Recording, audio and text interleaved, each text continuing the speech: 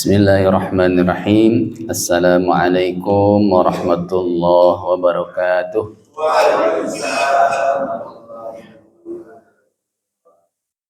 Alhamdulillahi rabbil alamin. Wassalatu wassalamu ala sayyidina Muhammadin wa ala alihi wa sahbihi ajma'in. Amma ba'd. Faya ibadallah, أوصيكم ونفسي بتقوى الله كما أمرنا تعالى في كتابه الكريم. أعوذ بالله من الشيطان الرجيم.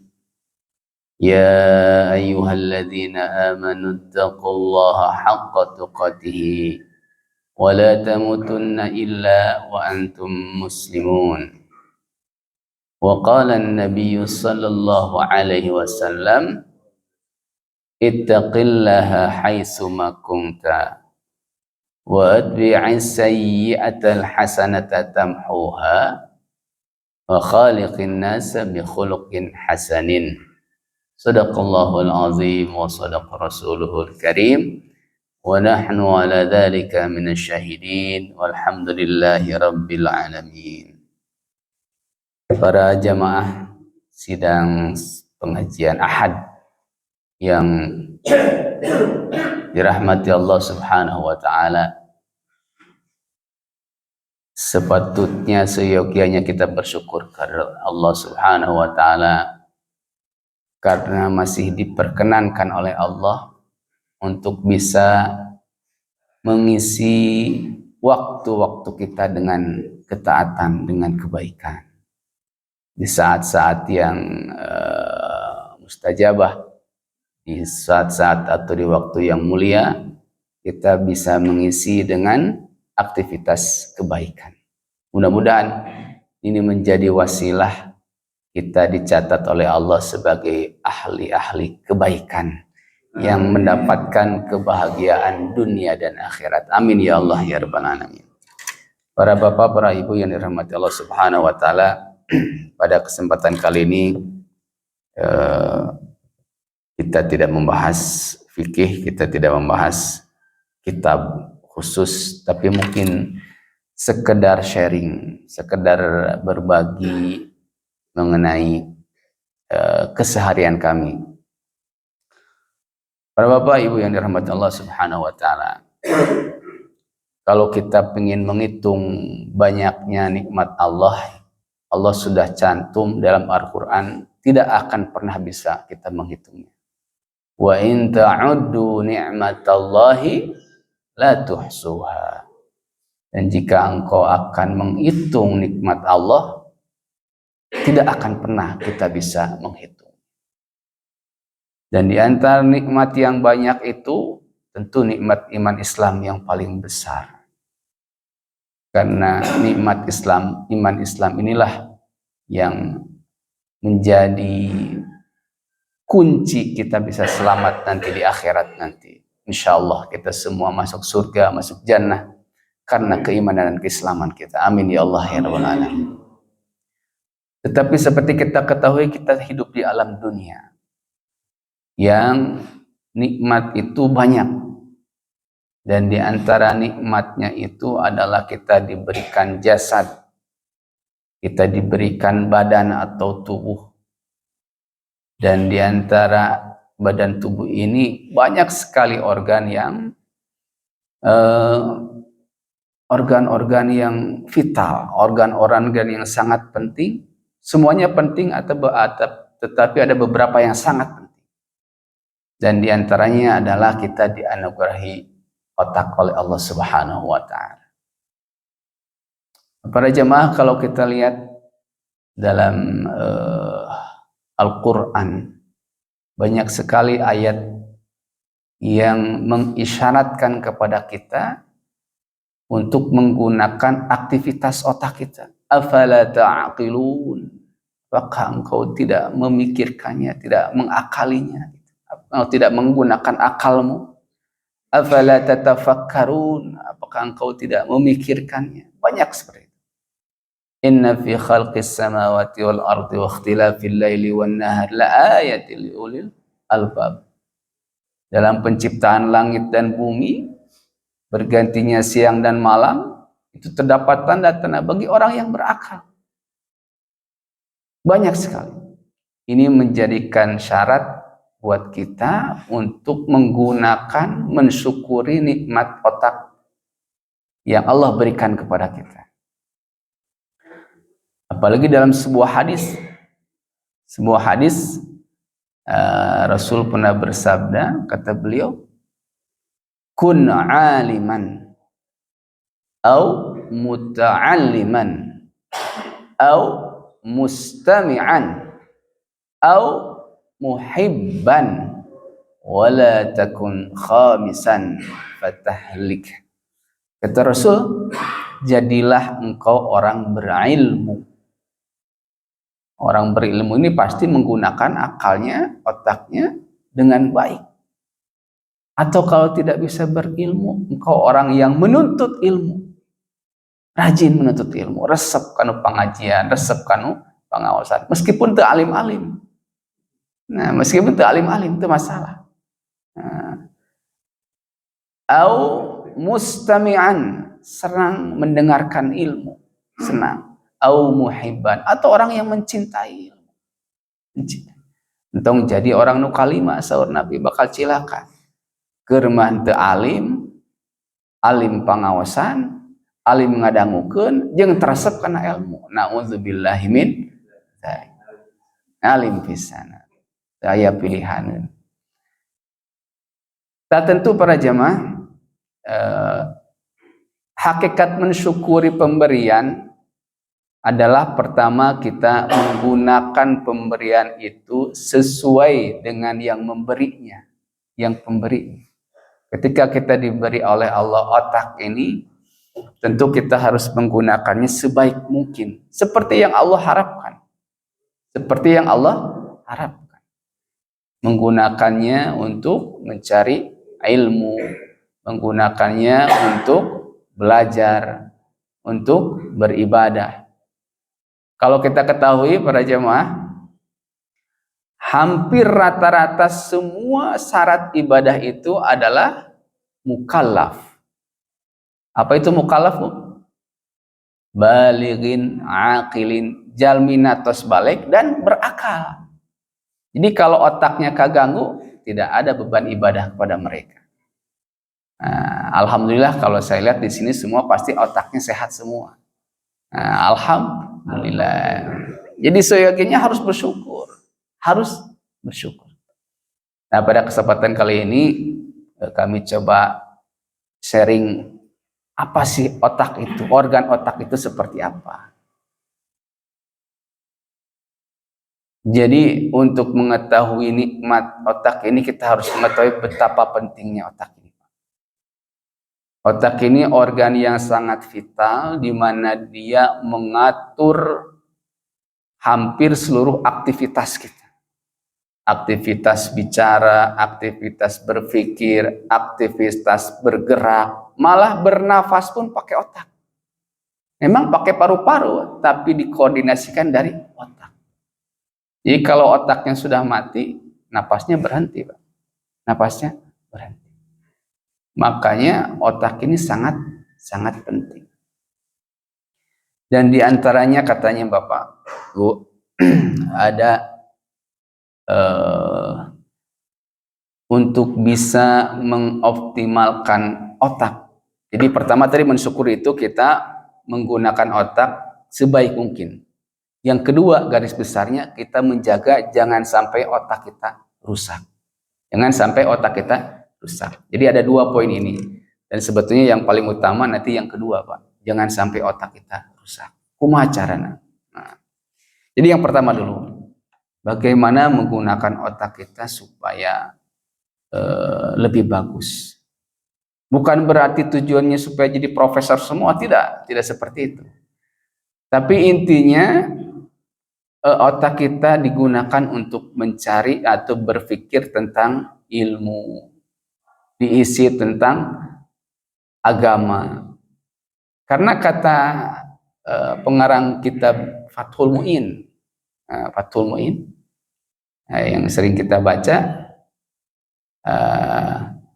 Awwal wajibin, yang pertama kewajiban alal aba, atas orang tua, yaitu atas orang tua untuk anaknya, yaitu menerangkan anan nabiyana, bahwa sesungguhnya nabi kita Muhammad bu'itsa bil Makkah, diutus di Mekah dan meninggal di Madinah. Artinya apa, Pak? Sebelum kita mengajarkan sholat, katanya, yang dijelaskan kepada anak kita adalah sirah Nabi, tentang Nabi kita. Bukan sirah secara lengkap, tapi tentang Nabi kita. Bahwa Nabi kita itu Nabi Muhammad, tinggalnya lahirnya di Mekah, kemudian beliau wafat di Madinah. Para ulama juga mengajarkan bahwa yang pertama harus kita ajarkan kepada anak-anak kita ilmu adalah ilmu mengenal Allah Subhanahu wa Ta'ala. Bukan ilmu matematika, tapi mereka tahu bahwa Tuhan kita itu Allah yang satu, bukan dua, bukan tiga, bukan begini, bukan begitu, tapi Allahu Ahad. Itu katanya. Baru nanti ilmu-ilmu yang lainnya, ilmu sholat, ilmu. Nah, baru setelah itu nanti ilmu pelajaran ilmu dunia. Nah, katanya untuk meningkatkan kecerdasan, katanya Pak, katanya salah satu untuk meningkatkan kecerdasan itu kalau berhubungan dengan Quran, katanya seringlah kita mengasah otak kita, diantaranya dengan banyak membaca Quran ketika selepas maghrib dan selepas subuh, katanya. Selepas maghrib dan selepas subuh. Nah, katanya dengan membaca Quran itu, katanya, kecerdasan otak kita bertambah, katanya. Saya belum mendapatkan sumbernya seperti apa, tapi kita semua yakin bahwa membaca Quran itu keutamaannya banyak. Malah katanya para jemaah, ada penelitian dari Dr. Al-Qadi, penelitian di Amerika sana, katanya, kata beliau, jangankan membaca, katanya, mendengarkan Al-Quran, ada ngukeun, Pak, ada ngukeun, katanya, meskipun orang ini tidak bisa bahasa Arab, tapi mendengarkan Al-Quran, maka akan ada perubahan yang besar pada fisiologis tubuhnya. Hartos nate semua mekanisme normal tubuh itu berjalan sangat lancar, katanya. Itu satu. Terus yang kedua, katanya, jauh dari depresi, kesedihan, anu sering ngedangukeun Al-Quran. Pertama, metabolisme fisiologisnya itu berjalan bagus, kemudian jauh dari depresi. Nukatilu saurnate otomatis memperoleh ketenangan jiwa. Ketenangan jiwa. Dan yang keempat, katanya, menangkal berbagai macam penyakit. Secara otomatis, Bapak Ibu, kalau fisiologis tubuh kita bagus, karena Masya Allah, tubuh kita itu, Bapak Ibu, ada mekanisme pertahanan. Jadi kalau kita lihat, kita punya pandangan atau penglihatan yang super sehingga mikroskop gitu, kita bisa melihat di sekeliling kita itu banyak penyakit, Pak, banyak kuman, banyak bakteri. Tapi begitu masuk ke dalam tubuh kita memberikan pertahanannya. Nah, salah satunya untuk meningkatkannya itu, katanya, mendengarkan banyak Al-Quran. Mendengarkannya saja, katanya, itu sudah cukup sangat berpengaruh. Apalagi dengan membacanya. Dan apalagi dengan membacanya. Dan ini katanya dikemukakan di Konferensi Kedokteran Islam tahun 94. Kata beliau bahwa 97% mereka yang hanya dengan mendengarkan Al-Quran itu mampu mendatangkan ketenangan, katanya. Itu menurut penelitian, katanya.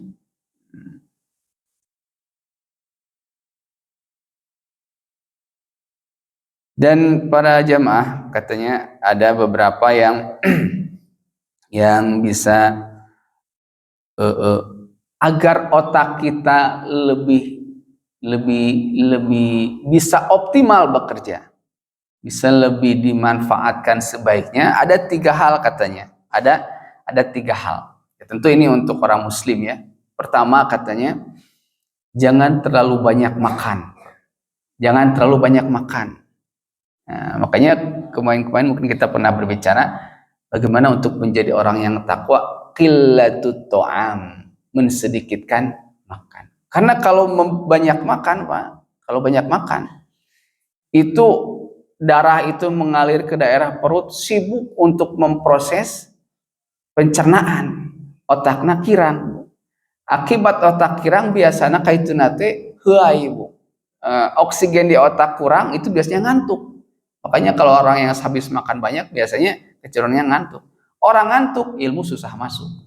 Ilmu susah masuk. Jadi kalau kita anak-anak kita atau kita dulu lagi belajar kuliah misalkan ya, kalau habis makan banyak pasti ngantuk. Bawaannya ngantuk, Pak. Kalau ngantuk ya ilmu nggak akan masuk. Ya, otak kurang maksimal. Nah, makanya pertama katanya sedikitkan makan. Qillatut ta'am kalau bahasa ulama. Kemudian yang kedua katanya untuk meningkatkan kekuatan hafalan, kekuatan otak, katanya sering melaksanakan ibadah sholat malam. Sholat malam katanya. Karena orang-orang dulu mungkin jadi kalau kita lihat profil Imam An-Nawawi, Pak. Imam An-Nawawi yang masyhur itu, yang mengarang kitab Riyadhus Shalihin dengan arba'innya juga, dengan banyak kitabnya. Beliau katanya karena tadi sedikit makan, katanya tiap hari puasa. Tiap hari puasa. Sanes Ramadan unggul, tiap hari katanya. Artinya menyedikitkan makannya. Dan kalaupun buka dengan sedikit pisan udah itu siga puasa lagi gitu. Siga puasa lagi. Makanya kata Nabi, tidak ada wadah yang buruk di manusia itu kecuali makanan, kecuali perutnya. Maka kata Rasul, isilah seperlunya. Seperlunya sekiranya kita bisa menegakkan tulang punggung kita untuk menjalankan ibadah kepada Allah. Jangan justru karena makan kita berat untuk sholat. Jangan seperti itu. Itu dilihat dari segi agama. Jadi makanlah secukupnya. Kalau tidak seperti itu, rada banyak kata Rasul ya, sepertiga untuk makanan, sepertiga untuk air, sepertiga untuk nafasnya. Itu Rasul sampai menganjurkan seperti itu. Nah, jadi tadi mengurangi makanan, kemudian sholat ibadah malam. Sholat ibadah malam. Makanya seperti Imam An-Nawawi, hafalannya kuat, kitabnya banyak, sibuk dengan mengarang kitab, sibuk dengan mengaji ilmu, dan itu ilmunya abadi sampai sekarang, mungkin sampai yaumil akhir. Orang Islam tidak akan pernah berhenti membahas Riyadhus Shalihin. Orang Islam, orang Muslim tidak akan berhenti membahas tentang Arba'in An-Nawawi dan banyak lagi. Dan yang ketiga katanya untuk mengasah hafalan, katanya sering membaca Al-Quran dengan melihat mushaf. Nah, ini mungkin satu hal yang sangat baik gitu ya, tradisi bahwa kita baca Quran lewat mushaf. Sekarang ada HP, iya memang ada HP, tapi tetap kalau saya pribadi lebih afdol dengan mushaf. Karena HP itu, Pak, kadang begitu buka HP ada telepon, ada apa gitu ya, ada WA muncul. Makanya kalau kita lihat di fikih misalkan ya, di fikih, seseorang yang tidak punya wudu haram baginya atas 6 perkara atau atas 4 perkara. Di antaranya memegang Quran. Kalau kita tidak punya wudu, haram untuk memegang Quran. Nah, bagaimana hukumnya memegang HP? Katanya karena di HP itu ada Quran. Ada Quran. Apakah harus punya wudu setiap megang HP? Nah, apakah ketika kita mau buka HP harus punya wudu dulu? Misalnya. Nah, ternyata para ulama menjelaskan kalau ketika dibuka ini dalamnya bukan lembaran Quran, bukan mushaf Quran, maka ini dihukuman bukan Quran. Biasa aja, HP aja. Tidak harus punya wudu untuk pegang HP. Tetapi katanya para jamaah, ketika kita membuka HP dan ternyata yang dibuka adalah lembaran seperti ini, maka ini adalah hukumnya seperti Quran. Di mazhab Syafi'i tidak boleh megang HP yang selembar penuh gini Quran, kita tidak punya wudu. Haram hukum. Atuh kumaha lamun urang hayang baca Quran tapi teu punya wudu. Karena bagi di mazhab Syafi'i baca Quran tidak harus punya wudu. Tapi kalau megang Quran harus punya wudu. Kumaha carana? Ulama mengajarkan katanya kalau kepaksa HP-nya dibagi dua HP-nya teh. Jadi kalau ada dulu misalkan, Ustaz gimana kalau megang buku terjemahan itu harus punya wudu teh misalkan. Buku terjemahan atau tafsir.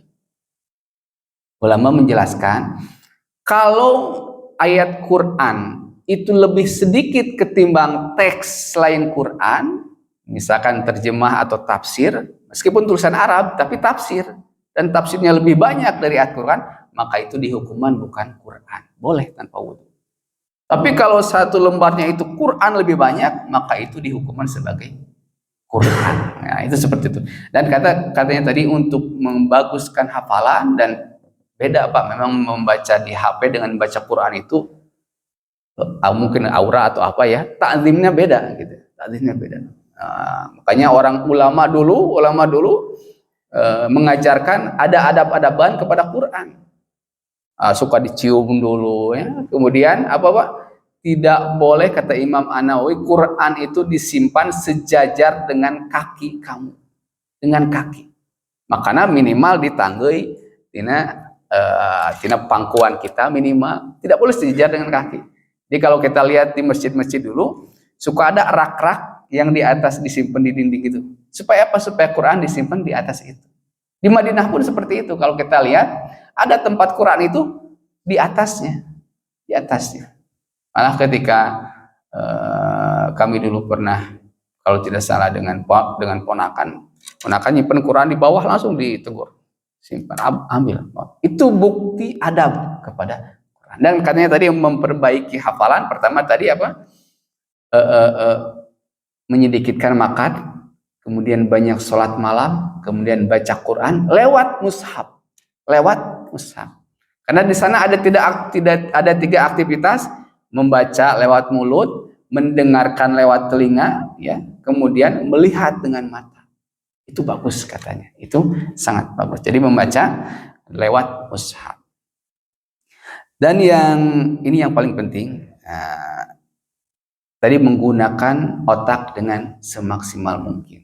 Jadi jangan sampai kita, berarti kita harus jadi alim. Tidak seperti itu. Tapi menggunakan dalam aktivitas mengaji, mencari ilmu, ya, memperkuat hafalan katanya. Dan kata Imam Syafi'i katanya, hafalan itu bisa rusak, bisa kacau bila kita bermaksiat. Bila kita bermaksiat.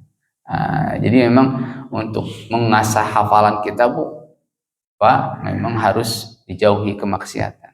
Tapi kalau kita sudah terjerumus maksiat, istighfar, insya Allah hafalan itu balik lagi. Seperti itu.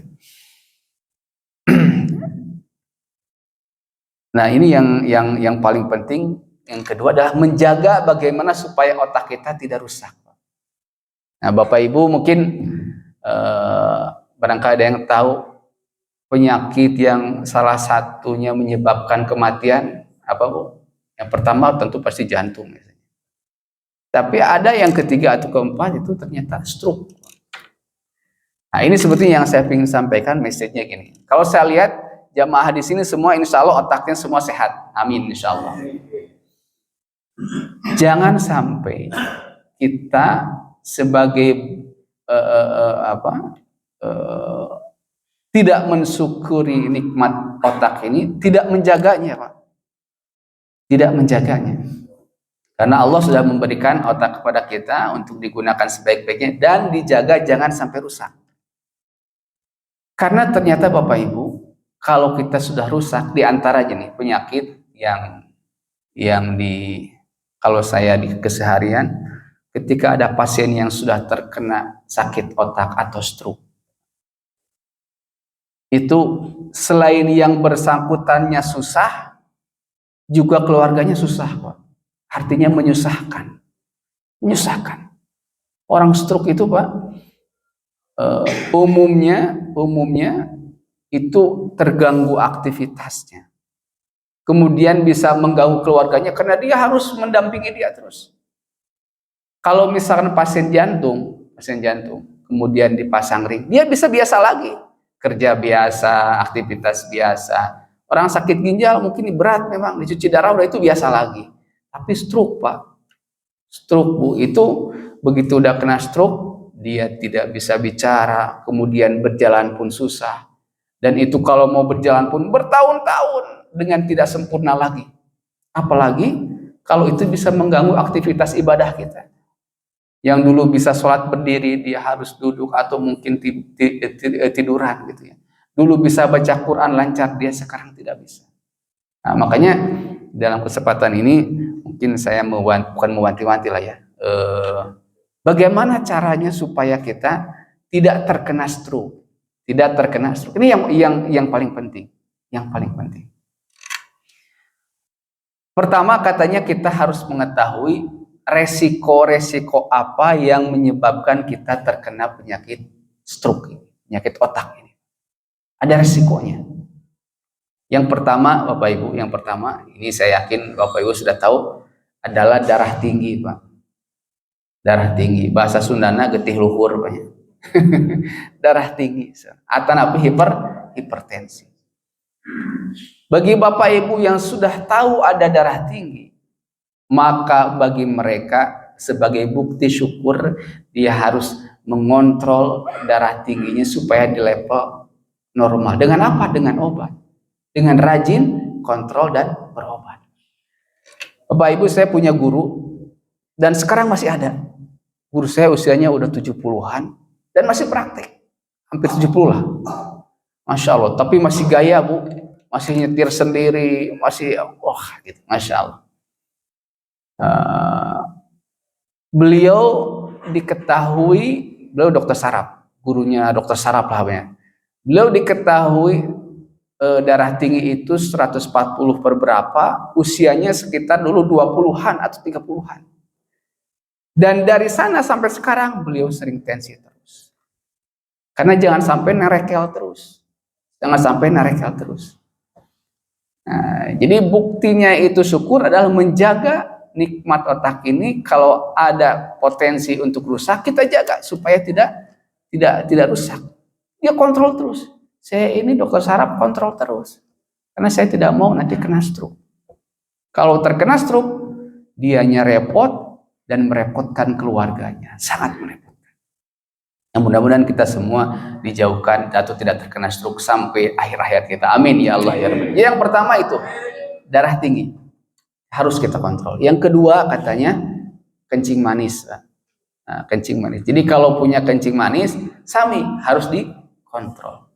Yang ketiga naon Bu, Pak? Kolesterol biasanya. Nah, orang kadang masuk itu apanya? Bala-bala nya daging gitu. Tapi dah raos gitunya. Nah, tapi dah raos. Minimal Bapak Ibu, baiknya kita check up. Kita check up ya. Kita check up. Kita nggak ada masalah nih, check up aja 3 bulan atau lebih ke 6 bulan. Nah, biasanya nusok tara mau bapak-bapak biasanya. Iya biasa, hoream dicek gitu. Sim kuring gaduh guru tapi tos senior pisan. Yuswana Pak, 8 genep. Tapi masih jaga, masih sehat. Kemarin sakit, saya disuruh direktur untuk dan coba dilihat ya di home care. Tensinya masih bagus, Pak. Kesadarannya masih kuat. Cuman hari teh sauna teh HB-na teh kurang. HB teh terus anemia dah ditransfusi. HB-na 5. Pami HB-na kurang itu pasti oksigennya kurang. Efeknya lemes pucet biasanya. Dok, dirawat atuh. Tuh hari-hari dirawat. Cek manehna teh gitunya teh hari-hari. Itu bahasa sepuh gitu. Itu nama dirawat nya kadang terus ditransfusi langsung saya deui. Yang balik enak. Itu udah bayangkan beliau mungkin kakek guru lah gitu jauh gitu. Tapi masih segar Pak. Masih segar. Tensinya terkontrol, gulanya bagus. Ginjalnya bagus juga. Usia 96.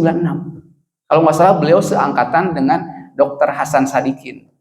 Ini bukan Hasan Sadikin itu dokter kan nama dokter. Beliau seangkatan dengan Hasan Sadikin kalau nggak salah. Makanya Ranca Badak itu disebut RSUP Dr. Hasan Sadikin. Nah, Hasan Sadikin seangkatan dengan beliau. Beliaunya masih sehat, masih segar.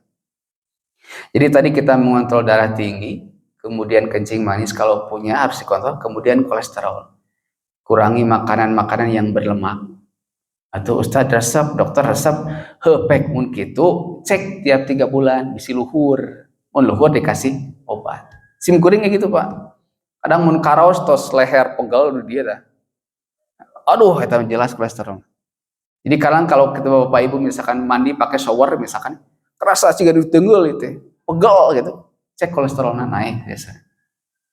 Nah, tong lepat Bu, abi misalkan teu gendut gitu nya. Tapi kolesterolnya tinggi. Sampai 200-an langkung. Padahal cepat terus si akang mah peot tapi bala-balana mihna segala rupana gitu nya itu. Kontrol minum obat. Nu katilu eta kolesterol. Nu kaempat saurna teh di antawisna penyakit jantung. Pami Bapak Ibu tos kadeteksi aya penyakit jantung, hati-hati. Itu biasanya berpotensi menyebabkan ayana emboli atanapi gumpalan darah. Gumpalan darah ieu nyangket dina otak, stroke janten. Yang stroke janten. Nu kalima saurna teh gaya hidup. Naon gaya hidup anu awon?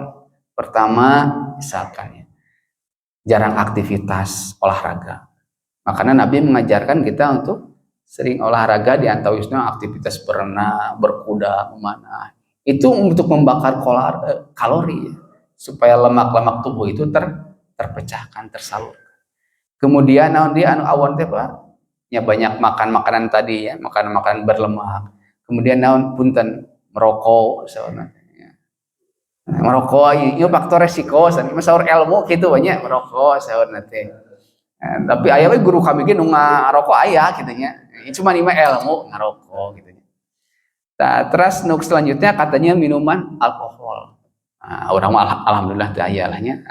Alhamdulillah teu aya. Jadi gaya hidup ini berpotensi beresiko menyebabkan penyakit stroke. Apa gejala stroke? Kapan kita tahu ini penyakit stroke? Misalkan ya, di Kemenkes Pak, Bu, ada klukna sebenarnya. Segera ke RS. Segera ke RS. Seuna naon? Senyuman orang geus miring, Pak. Lamun aya jalmi tiba-tiba senyumnya nyerengeh miring, turun hiji misalkan. Nah, bengok gitu nya. Hati-hati tah. Kemungkinan stroke. Kedua, gerakanna sebelah teu gerak. Jadi ada kelemahan anggota gerak. Biasanya salah satu sisi. Nah, kiri atau nepi kanan. Bisa we dua nana lamun kerusakan parahna gitu nya. Jadi pertama senyumana miring, nu kadua gerakna jadi lemah. Nu katilu misalkan anu bicarana rero. Balelo bicarana. Kawi mah normal tiba-tiba teu tiasa bicara. Makanya hati-hati. Bicarana rero kemudian kena naon? Kena tiba-tiba kebas Pak, baal-baal, hati-hati. Kebal-kebal, baas-baanan, kebas-kebas, baal-baal, hati-hati. Kemudian kedua teh matana rabun Pak, sebelah rabun kadang rabun, tapi kadang normal oge. Anu katujuh ada sakit kepala hebat. Ada eta we segera ke rumah sakit, langsung ke rumah sakit. Karena ternyata saurna kalau ada gejala ini dan ternyata lara stroke, itu kalau ditangani kurang dari 5 jam, biasa-biasa deh Pak. Biasa-biasa deh. Tapi biasanya sok diengkekeun. Tiba-tiba dongkap teh ibu iraha kieuna dinten kamari tos lewat. Tapi mun masih 5 jam Pak, itu peluang tiasa disembuhkan kembali deui. Janten stroke itu biasanya penyebabnya 2. Ada karena sumbatan pembuluh darah otak. Yang kedua pecah pembuluh darah otak. Dan bisa disembuhkan lebih cepat itu anu sumbatan. Lamun sumbatana ketahuan kedapatan masih dalam jangka waktu 5 jam, diterapi dengan tepat, itu biasa-biasa deh. Tapi upami nu pecah mah hese. Pecah mah sesah. Ya.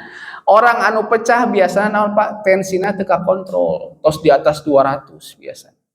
Makanya pamisim kuring dulu kan terus praktek di Garut di Kadungora, aya ibu-ibu gaya Pak, tensi biasa, kunaon dok? Rieur ada rieur, oh dicek tensi 200 sekian, kuatan si ibu, lain kuatan sakedeung ngejeput eta gitu ya, hati-hati gitu.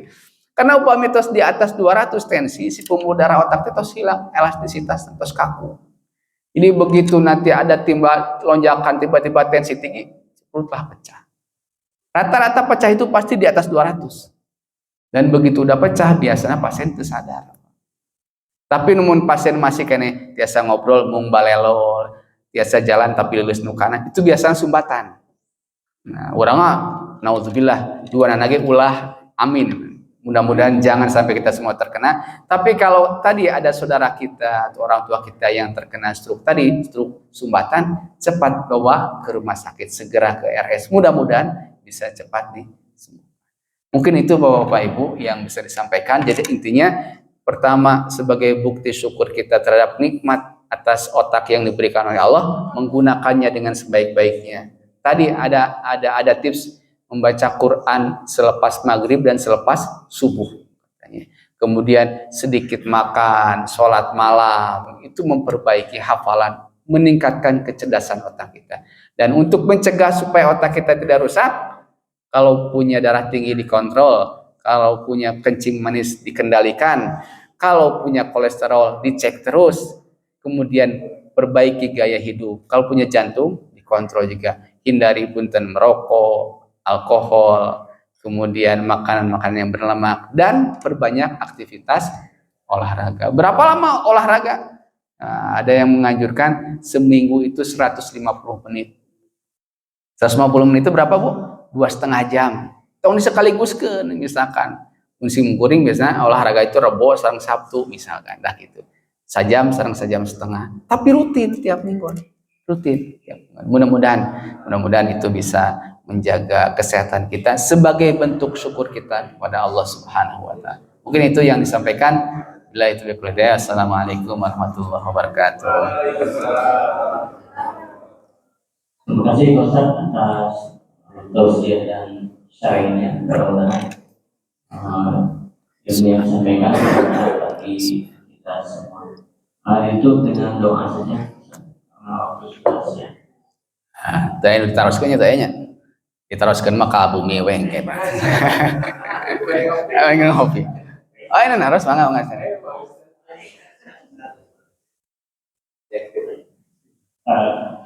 Bukan sekarang terkait dengan hukum memegang dan membaca memang di masa Syafi'i itu saya diajarkan dulu sejak kecil ngaji guru lah teman-teman Al-Quran. Ternyata kemudian di mazhab yang lain bahwa itu hanya sekedar keutamaan atau adab ketika untuk membedakan bahwa ini adalah mushaf bukan kalamullah dengan kitab-kitab yang lain. Bahkan kemudian juga ada membacanya menghadap kiblat dan seterusnya. Jadi sebuah keutamaan. Terkait dengan larangan tersebut, beberapa biasanya menggunakan dalil dari surat Al-Waqiah. La yamassuhu illal mutahharun yang biasa ditulis di mushaf di pinggir. Barusan saya baca dari tafsir At-Tabari bahwa yang dimaksud dengan innahu qala al-Qur'an al-Karim kitabil maknun seterusnya la yamassuhu itu adalah Ibnu Abbas menyatakan bahwa yang dimaksud adalah kitab As-Sama, kitab yang ada di langit, yaitu ketika dari Sidratul Muntaha turun ke langit bumi dan sampai munajat turun kepada Rasulullah SAW. Dan itu adalah yang disebut dengan Al-Mutahharun, disebutkan dalam tafsir Tabari itu bahwa adalah makhluk yang tidak memiliki dosa, tidak berdosa, dan makhluk yang tidak berdosa pasti itu adalah pertama malaikat, yang kedua adalah Rasul, Nabi. Rasul itu tidak berdosa. Tetapi kemudian kalau ini adalah manusia, berarti hanya Rasul saja dong yang boleh memegang mushaf. Ya. Sementara umat Islam pasti punya dosa seperti itu. Maka yang kemudian tapi kesimpulannya adalah kalau dalam tafsir tersebut yang dimaksud adalah malaikat. Ya. Jadi mereka itu adalah yang dimaksud adalah malaikat. Jadi yang memegang atau yang tidak boleh memegangnya layak masuk ilal mutahharun, dan ternyata al mutahharun sendiri Baik. itu maknanya bukan orang yang bersuci, tetapi yang disucikan. Bisa majhul. Ya. Jadi yang disucikan, zat yang disucikan itu adalah Ruhul Qudus. Jadi maksud dari ayat tersebut adalah tidak ada yang memegang Quran ini kecuali zat yang disucikan Allah Subhanahu wa taala itu Ruhul Qudus. Ketika Al-Quran turun dari Sidratul Muntaha ke langit bumi dan kemudian turun sampai ke Rasulullah SAW. Dan ini berkaitan dengan hadis atau ayat tersebut. Adapun memang kembali lagi kepada hukum untuk memegang mushaf Al-Quran, ya memang itu adalah saya lebih cenderung kepada pendapat bahwa itu adalah sebuah keutamaan. Keutamaan itu adalah adab kita terhadap Al-Quran. Jadi memang seharusnya selayaknya lah kita ketika baca Quran dalam keadaan suci, karena di situ ada banyak ayat-ayat sajdah dan kita nanti disunahkan untuk sujud, dan ketika sujud itu memang tidak ada syarat untuk bersuci, tapi lebih utama lagi ketika sujud kita dalam keadaan suci. Alhamdulillah Tuhan. Jadi memang dari awal tadi saya bilang dari madhab Syafi'i, dan mohon maaf memang madhab Syafi'i ini pun ayat itu sudah tahu mereka, An-Nawawi sudah tahu, tapi yang saya tahu untuk mengambil fikih tidak cukup dengan dari tafsir, karena Fathul Mu'in atau Safinatun Najah itu orang sudah hafal Quran Pak, sudah hafal tafsir. Kita menghargai perbedaan pendapat tadi, makanya saya disampaikan ini dari mazhab Syafi'i. Mazhab Syafi'i haram hukumnya memegang Quran tanpa wudu. Betul, memang di mazhab lain cuma keutamaan saja. Jadi memang perbedaan pendapat fikih itu luas, Makanya saya selalu bilang ini di mazhab Syafi'i, bukan mazhab yang lainnya. Wallahu a'lam bishawab. Terima kasih Pak Pudir. Jadi kembali lagi tadi kesimpulannya para bapak, para ibu, sebetulnya yang saya sampaikan terutama tadi masalah jangan sampai kita kena stroke. Karena begitu kami di emergensi Pak, begitu mendapatkan pasien stroke, orang yang biasanya bisa baca Quran tidak bisa baca Quran. Orang yang biasanya bisa sholat tidak bisa sholat. Orang yang biasanya punten, malah guru kami misalkan, dokter misalkan, ketika stroke dia tidak bisa lagi. Tetapi meskipun demikian, kata Imam Syekh Said Ramadan Al-Buti, kata beliau, sebaiknya Islam kita itu tidak hanya Islam yang rasional, yang pakai akal, yang pakai dalil, tetapi harus zaid, harus ditambah dengan Islam atifi. Islam atifi itu Islam yang emosional, bukan emosional marah Pak, tapi spiritualnya tinggi. Gimana caranya? Makanya ulama mengajarkan banyak berzikir. Berzikir. Karena kata beliau, kalau sakaratul maut datang kepada kita, katanya, akal itu hilang Pak. Akal itu hilang. Tapi yang muncul apa? Muncul itu mahabbah, muncul itu spiritual kita. Saya mungkin dulu ada kesempatan berbicara ketika pas COVID Pak, saya mendapati 2 pasien. Yang satu ini intelektualnya tinggi Pak. Ketika menjelang sakratul mautnya dia bilang apa? Saya ingin pengobatan terbaik. Bikin semua cover gitu ya. Saya ingin pengobatan terbaik dimanapun katanya. Dikirimlah ke Advent atau Immanuel, meninggal di sana. Tapi ada satu lagi, beliau orang biasa-biasa, tapi beliau itu pengurus masjid. Saya mau kuma dokter weh katanya. Pas'alu ahla dzikri in kuntum la ta'lamun. Dirawat Pak, dirawat di ICU 20 hari di ruangan di ICU. Beliau meninggal di ICU dengan kadar oksigen yang 40. Bayangkan 40 Pak. Kita kan normal 95, ini 40. Dia sudah tidak sadar, tetapi begitu tidak sadar saya bilang ke beliau, Pak Haji, zikir. Begitu dibilang gitu, dia bilang apa coba Pak? Alhamdulillah, Allahu Akbar, Allahu Akbar. Tidak lama dari itu beliau meninggal. Padahal kalau oksigen udah 40 udah nggak bisa mikir Pak. Tapi dia bisa mengucapkan Alhamdulillah. Karena kebiasaan berzikirnya mereka. Makanya kata Syekh Ramadan Al-Buti, janganlah Islam kita itu hanya Islam yang akal saja.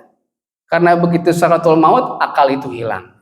Tetapi kalau dengan mahabbah, dengan tadi banyak zikir, itulah yang bakal muncul ketika malaikul maut atau sakaratul maut datang. Mudah-mudahan kita diberikan kehidupan yang baik dan mati pun dengan baik. Innallaha wa malaikatahu yusholluna 'alan nabi ya ayyuhalladzina amanu shollu 'alaihi wa sallimu taslima. Allahumma shalli 'ala sayyidina Muhammadin wa 'ala ali sayyidina Muhammadin wa barik wa sallim. Amin ya Allah ya rabbal alamin. Allahumma ighfir lil mu'minin wal mu'minat wal muslimin wal muslimat al ahya'i minhum wal amwat bi rahmatika ya arhamar rahimin. Radina billahi rabban wa bil islami dinan wa bi sayyidina Muhammadin nabiyyan wa rasulan. Rabbi zidna ilman warzuqna fahman warzuqna taubata qabla al-maut wa syahadata 'inda al-maut wa jannata ba'da al-maut. Allahumma a'inna ala dzikrika wa syukrika wa husni ibadatik. Allahumma a'inna ala tarkil ma'siyatik. Rabbana la hawla wa la quwwata illa billahil aliyyil azim. Rabbana hab lana min azwajina wa dhurriyyatina qurrata a'yun waj'alna lil muttaqina imama. Allahumma taqabbal minna innaka antas samiul alim wa tub alaina innaka antat tawwabur rahim. Rabbana atina fid dunya hasanah wa fil akhirati hasanah wa qina azaban nar. Sallallahu ala sayyidina Muhammadin wa ala alihi washabihi wasallam. Subhana rabbika rabbil izzati amma yasifun wa salamun ala mursalin walhamdulillahi rabbil alamin.